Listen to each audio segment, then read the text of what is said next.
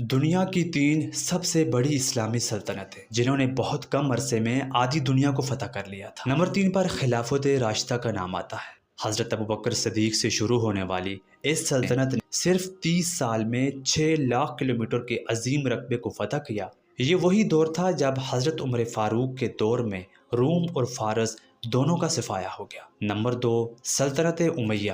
یہ وہ سلطنت تھی جس نے دنیا کا نقشہ بدل دیا۔ صرف 17 سال کا ایک نوجوان محمد بن قاسم ہندوستان کو فتح کرتا ہے۔ دوسری طرف طارق بن زیاد اسپین کو فتح کر کے سلطنت امیہ کا حصہ بنا دیتا ہے۔ یہ سلطنت 90 سالوں تک قائم رہی۔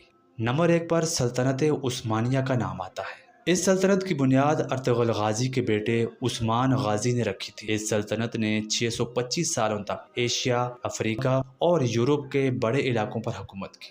اگر آپ کو یہ ویڈیو پسند آئے تو ویڈیو کو لائک کریں اور اسی طرح کی مزید ویڈیوز کے لیے چینل کو ضرور سبسکرائب کریں۔